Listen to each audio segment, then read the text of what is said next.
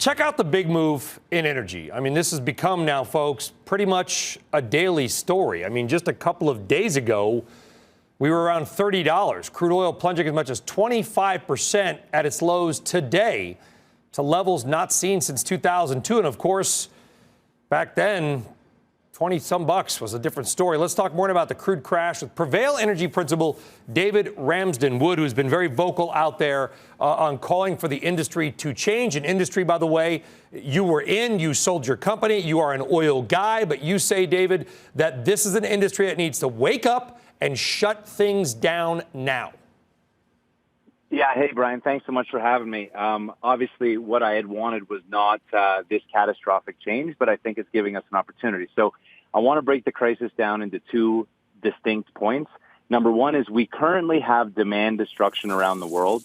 If you think about 100 million barrels a day is how much the world consumes, and with the shutdowns and the lockdowns that are now happening globally, it's very, very easy to see a scenario where we're down at least 20 million barrels a day. If you think about global demand for transportation, 64 million barrels a day of crude oil are used. 30% was what we estimated the Chinese were down in demand.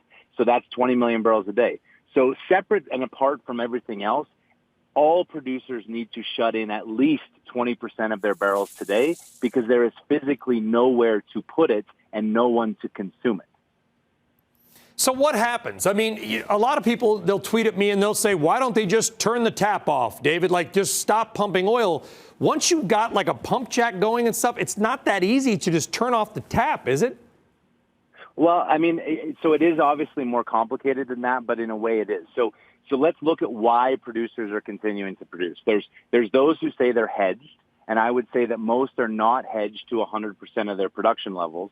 Therefore, every barrel above the level of their hedges is being sold at the spot market. Number two, I would go as far as to say that the reason they're keeping their wells on is that we have a crisis of balance sheets in this industry, which is that the cash flows were not meeting the debt covenants of many of the loans that the industry had taken.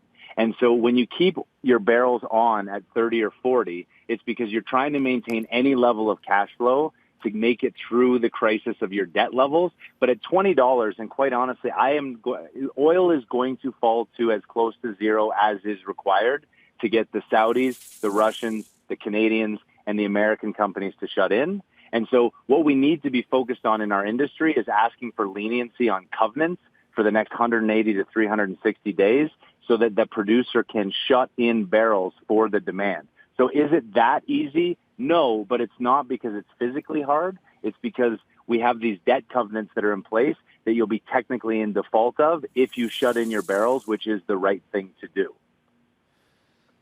What happens when all the tanks are full, David? Right now, you can rent a ship and throw some oil on it or fill up an inventory. You know, the SPR, it's 80 million barrels till it's full. That's maybe a couple of months at the fill rate of 785,000 barrels a day. What happens when and if the tanks are full? I mean, oil has to go to zero to lead to a total shutdown.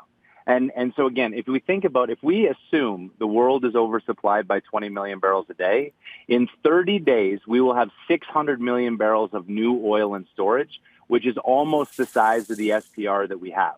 Those are financial players buying those barrels to sell them back to the market when demand returns.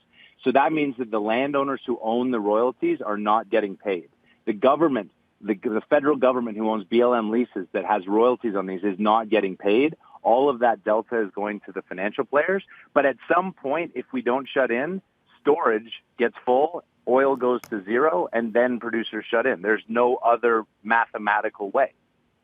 All right, David Ramsden-Wood, Prevail Energy Principal. David, you got out at the right time. Congratulations on that. We'll see what the industry does and if they listen. Thank you.